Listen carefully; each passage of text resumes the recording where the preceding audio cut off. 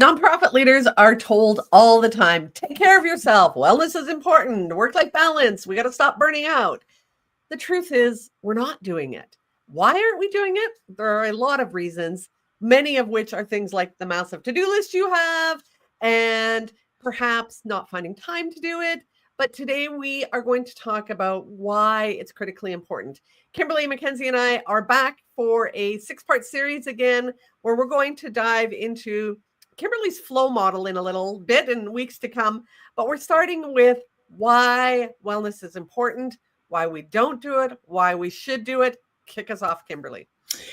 Well, hi, Kathy. It's so nice to be here again. I can't believe that summer went by so fast.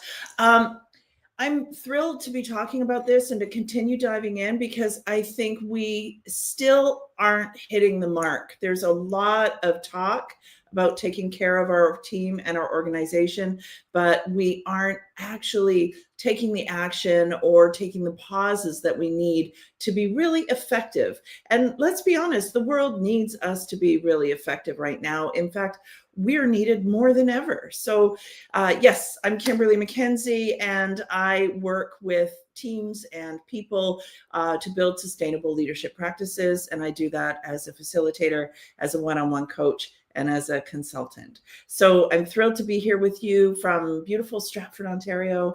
And my 2 puppies are lying here napping because we had a big, long walk today. And, you know, I had a really busy day, but I went on that walk because I knew that that was going to be the most important thing I needed to do today. So It's so funny you say that, Kimberley, because I went on a walk this morning at 7:30 this morning, sunrise walk, because that's nice. when the sunrise is here. And I thought the exact same thing. I have an incredibly busy day today, and the walk got prioritized, both for me and the dog. Mhm. But I didn't always prioritize that. And I think that's important. I was once the overwhelmed leader, swimming in everything that was going on, struggling to hold it together, both at work and in my personal life. And I didn't realize how fundamental taking care of myself was until I started to do it. And I want to start today with the research from Gallup on Gallup. I got From mine right here too. Yeah, there we go. Well-being at work. Why it's so important. So Gallup talks about the 5 elements of well-being as being career well-being, social well-being, financial well-being, physical well-being, and community well-being. So career is you like what you do every day. Now, many of us get to the point where we dread coming to work. We don't actually like what we're doing, the people we're doing it with, the work we're doing. So career well-being, social well-being, you have meaningful friendships in your life. And it's important to have those friendships inside of work and outside of work. Financial well-being, you manage your money well. Physical well-being, you have energy to get things done, not just at work, but at the end of the workday. And then community well-being, you like where you live. Here's the kicker. Gallup finds the most important element, the fundamental element to all the rest is career well-being. If we are not liking what we do every day, enjoying our work, having fun at work, the rest don't fall in line. And that's a big problem. I think that's, I was listening to Adam Grant and Brené Brown podcast on my walk this morning. And they had a really, you know, they were talking about values, of course, which are, you know, the underpinning of all of this stuff is alignment with our values. But the idea that we have different values, or the misconception that we have different values at work than we have at home, or that we can somehow silo our lives. And I know firsthand that you can't show up to a job where you're not thriving and then be thriving in all other aspects of our lives. And the data proves that. So let's get to, you know, move beyond the jargon around well-being, because I think that's kind of boring now. And go ahead. Yeah. Well, I just want to make one more point before we move on. In my book, Character-Driven Leadership, which is under a pile, I can't grab it. I talk about the impacts of lack of well-being. If you are burning out, hangry, overworked, tired, stressed, you lose so much of the skills needed in leadership. You literally can't see peripherally when you're in stress mode. So you're not able to pick up on, oh, the subtleties of somebody rolled their eyes over here, or, oh, somebody didn't show up today. Like your head down, blinders on, doing your work. You lack the ability to have compassion and empathy. You struggle with decision making and thinking clearly, strategic thinking. When you're not taking care of yourself, you literally cannot be a good leader. It's true. And I guess what I meant was today, I think it's might be really helpful to move beyond the jargon of the word well-being and talk about wellness, what it is. Because I think back to when I led myself up to burnout. I was commuting 2 hours each way to work on a bus. And I thought that focusing on my well-being meant that I should get up even an hour earlier and go to the gym before I went to work. And I actually thought that if I got up at 4:00 in the morning and was in the city by 6:30 and got to the gym and worked out and had a shower, I mean, I did that for months. Yeah. We're told we should go to the gym. I thought I was taking care of myself, but I wasn't. I was driving myself even further into the ground. So the conversation of why is well-being important and what does it actually look like is one that I don't think we're having very often. No, and I think the individualization of this is important. So for me, well-being actually did mean getting up earlier and finding time to do a bit of a workout at home for 10 minutes, which is very different, right? But it also meant that I added time in to do meditation, time in to do journaling, time in to read scripture, which was important to me. So it was this bundle of things that I never had made space for me, that getting up earlier helped. Now, that doesn't fit for everybody. Right? And so, yeah, I think when we talk about well-being, there are many different components of well-being: physical well-being, spiritual well-being, emotional, mental, our relationships, right? Well-being. So there's all of these different components.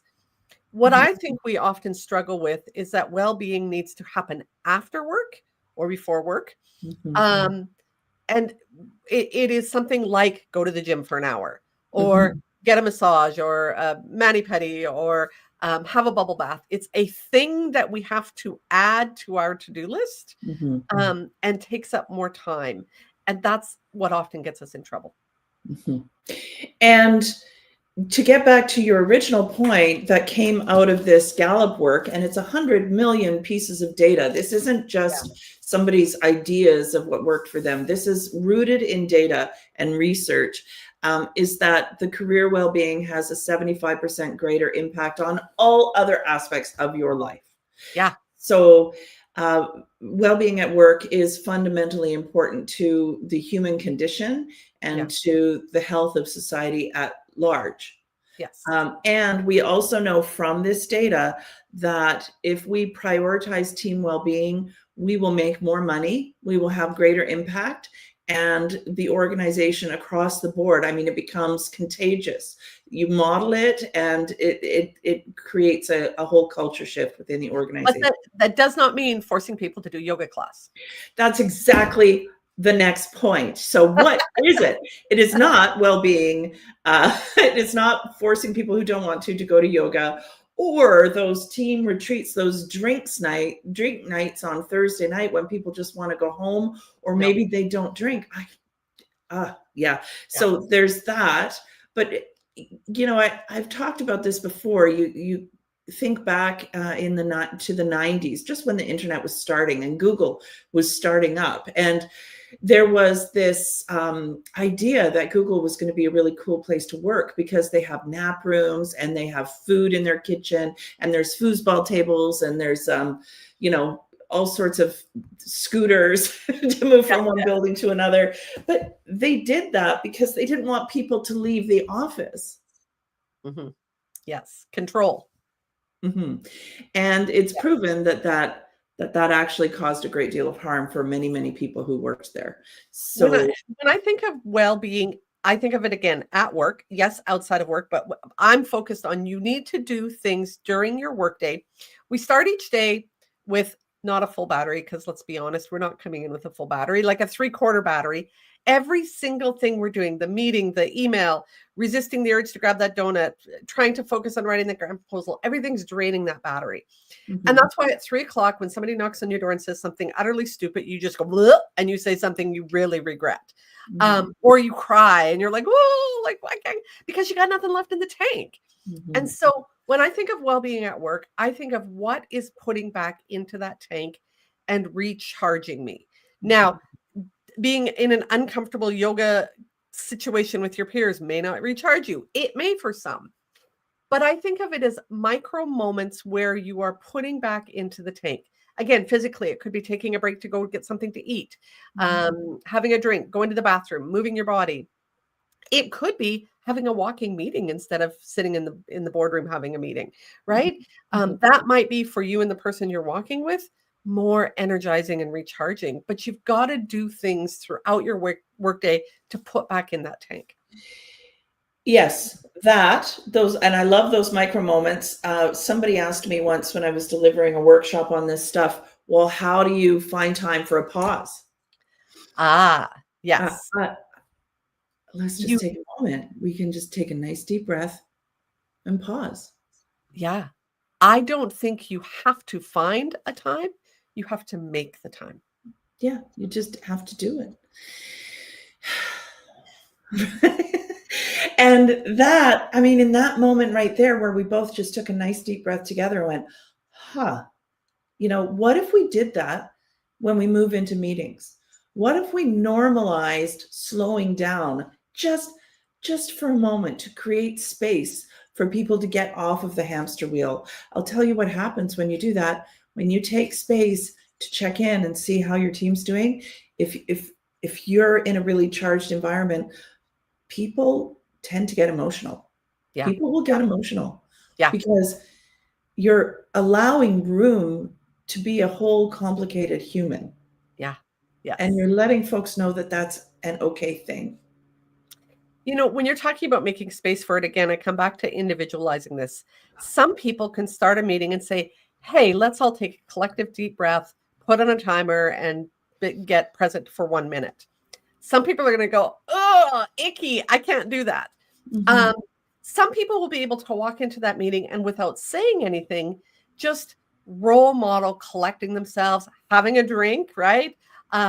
Taking a deep breath and just settling. Brene was talking about grounded or feeling grounded yesterday. I always think of her talk about grounded confidence. Were we listening to the exact same podcast? Oh, yes, but I listened to it yesterday. You listened to it today. So funny. And I've ordered the book. I don't know if anybody else has ordered Brene Brown's book, but it's on its way next week. Some people will be able to narrate that. Just give me a moment. I'm getting present before I start the agenda. Right. So there's not a one size fits all. This is something you have to figure out how you do it, how you role model it, how you communicate it, and how you create that culture on your team.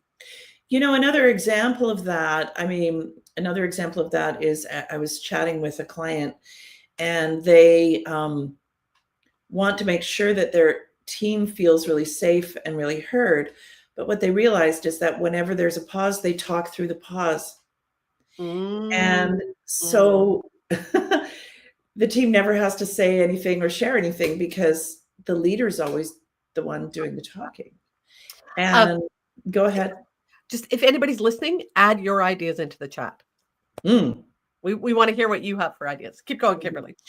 Yeah. So one of the things that you could do, and when we're talking about well-being, and maybe we didn't talk about this, we're not talking about the yoga and the food and the snacks and the games. I mean, those are all great things. We're talking about trust, loyalty, compassion, accountability, and clear expectations. These are the things, when people and helping your team work to their strengths, right? So when people are working from their strengths and doing things that they are naturally good at, So that means that they're in the right job for them. When they are very clear on what is expected of them, when they are provided opportunities to be a whole complicated person, and sometimes that's messy, and creating space to say, hey, what are you bringing in today? What's going on for you? Yes. And modeling that as a leader, and sharing. I'm not talking about oversharing, but making sure that you're living true to your values at work and at home.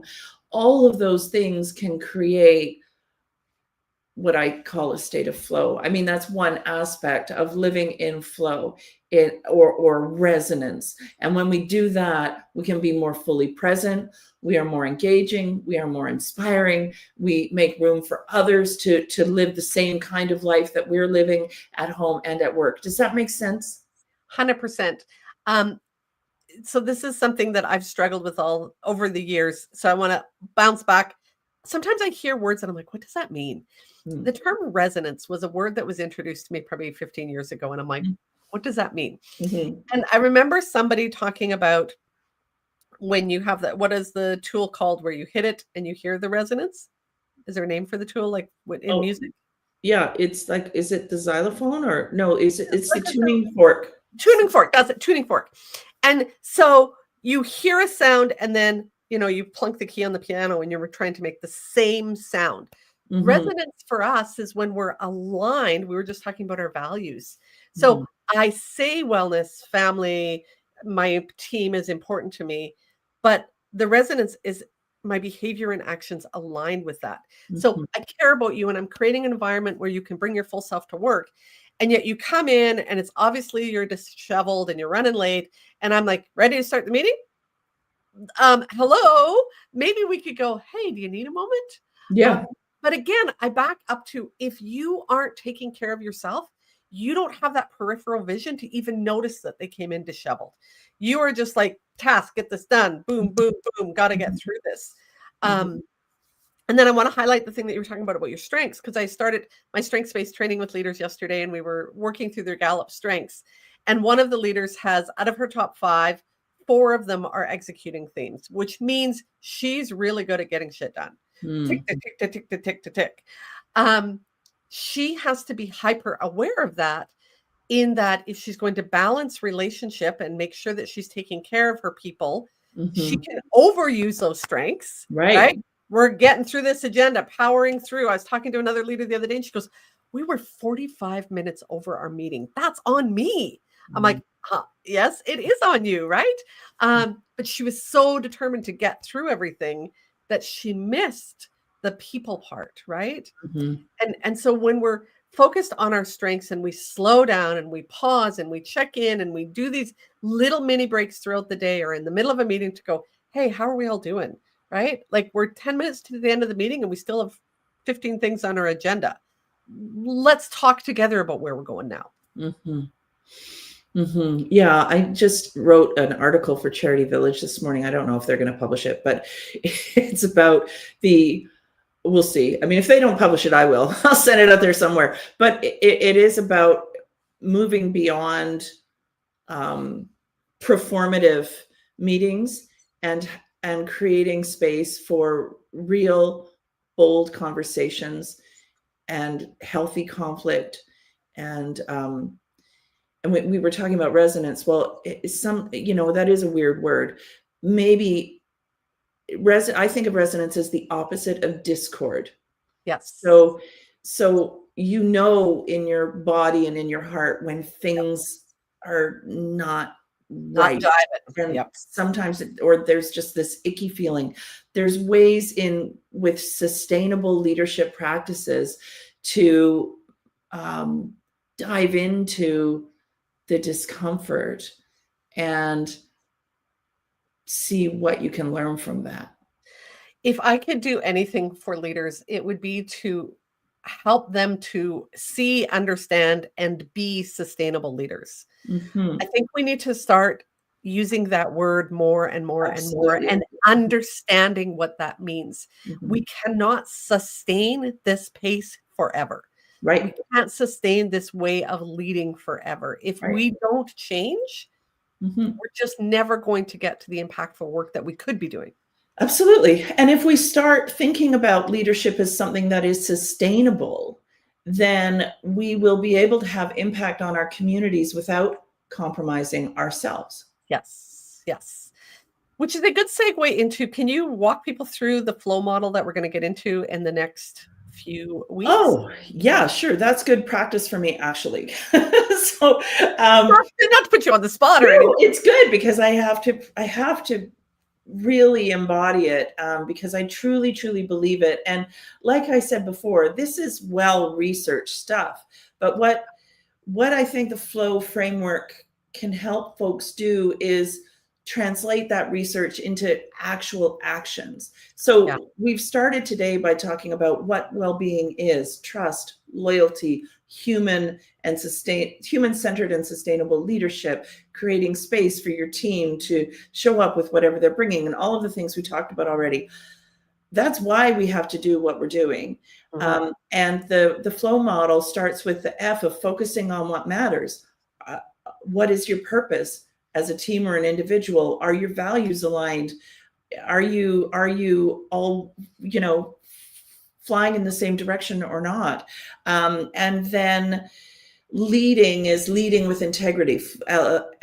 Leading with integrity. So what does that look like? How are you creating accountable spaces within your workplace? How are you leading your team? How are you modeling being human-centered? And then the O is the culture. A lot of directors or leaders think the culture is just fine. But Not. if you ask anyone from middle management down, it's not. Yeah. So it's that middle layer of management that our folks at Gallup have said is the most influential culturally in the organization. So, what's that? Oh, look at you with all your books. I know. I have the stack here. It's the manager. And what Gallup has learned is, in terms of engagement and effectiveness and all that other kind of stuff, 70% of the variance in organizations is the manager above you. Not the organization, but your next in line boss, which we're speaking to you, boss. Yeah. You have the ability to make a difference on your team. I know that shit's going on up here. I know the world is a crazy place. You have the ability to change the experience for you and your team. And that's what that book's about. That's right. And that's where culture is dictated from that level of the organization. So a lot of folks who are up at the top can't see beyond that middle manager, to the point that, here's an example.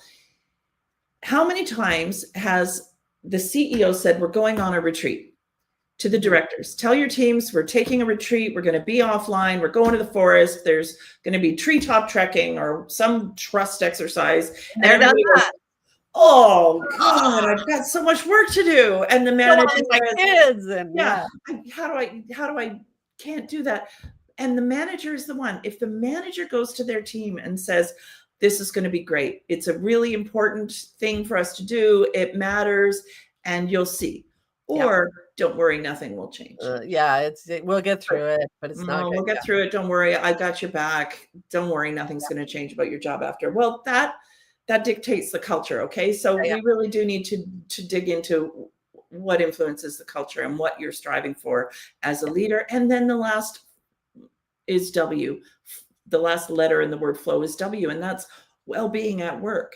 And how can we implement some tactics like hacking our brains and neuroscience and how that works, and dopamine hits, and all of the things that are not, that move beyond performative and truly create sustainable organization. So that's 100%. The flow framework, and we're going to unpack it over the next few weeks. Yeah. All right. As I have get rid of this tickle in my throat, I'm going to share a couple of things. But Kimberly, where can people find you? Well, here on LinkedIn, of course, and KimberleyMackenzie.ca is where you can find the flow framework. There's also some, I did a wellness series for Hillborn Charity e-news, so you can Google Kimberley Wellness and a bunch of articles pop up there. But LinkedIn and my website, KimberleyMackenzie.ca, is the best place to just find my phone number. It's funny, Kathy, my phone number's all over the internet and the phone never rings. I don't know if you found that. I was just writing, I just sent out a blog this morning about There's lots of help out there for nonprofit leaders. We're not asking for it. And why is that? And it's funny, I'm having a coughing fit as we're talking about wellness today. You know why we're not? Because we are conditioned to think that we live in this scarcity mindset. Yeah. And mindset, while you take your, I'll just dive in on this one. And mindset is moving from, I did a little reel on Instagram, it was my piano teacher. I said, oh, I need to practice piano more. And she said, Kimberley, you get to play piano every day. Huge. And I said, it's a huge shift. I get to walk my dogs. I get to be here with you talking on LinkedIn. I get to work with organizations that are terrified because they know that their things are broken. And I'm like, are you kidding? That's like heaven. Let's figure this out together. So moving from I have to I get to is a real shift. Yeah. So I just am popping into the LinkedIn chat, and I don't know if you can do that or not, Kimberly, with your link. I'm trying to hit send. Maybe I'll do it after. Okay. So right now, Catherine Lacefield and 20 plus consultants have put together a Packed with Impact bundle for you. Tons of resources from the nonprofit sector, tons of them around fundraising and wellness and leadership. It is $111 Canadian. I know your nonprofit can probably slide that in somewhere, and you are going to get things like a full website review of your website. You're going to get forms and templates to help you do that fundraising and grant writing. You have access to the character-driven leadership work book club that I'm doing. If you want to grab a free chapter of character-driven leadership, which is my second book that came out this year, you can do that. The link is on screen. But it's got that inside the bundle. So go grab the bundle. Like it's like a no-brainer to get those supports and resources. Where is the bundle? I'm looking for it. Oh, well, here. Did I pop it into the chat? I tried, but it wouldn't go. Let me try. I'm going to try. I popped in a link into the chat. So let me see if this will work. We'll see if it works. But yes, it's something that I really want people to take a look at because I know you need supports. I know you need help. I know there are this belief that there's not enough resources out there. They are out there. These nonprofits our consultants are just waving, saying, hello, I got something for you. Take advantage of it, please. Right? Like, we do live in a world of overwhelm, right? Yeah. And so even if half of those things are there, then at least you've still got the bundle, right? Even if you can only chip away at a few of those things, then you've got the bundle forever, right? Yes, absolutely. All right, wind it up for us today, Kimberly. Sure. Thank you so much for being here. We're thrilled. We love having conversations with each other, but we also love having you be a part of it. So please reach out to us. Now that you've been introduced to the Flow framework, I'd love for you to think about what that looks like or download your own version off of my website, kimberleymackenzie.ca, and start to really think about what does values-driven leadership look like in your context? Because Kathy made a great point. Wellness is relative. It depends on who you are and where you're at in your life. And then share one insight or aha moment that resonated with you today out of this conversation in the comments. And let's just keep inspiring one another for practical examples of flow in action so that we can translate the idea of wellness into reality. So thank you, Kathy, for this opportunity. And I look forward to our next chat. Yes, if you want to make sure that you get in on the next chat, make sure you're following both Kimberly and I. If you want to make sure you get the direct invite, send either of us a DM and we will make sure you get that to you. And go make the rest of your day awesome.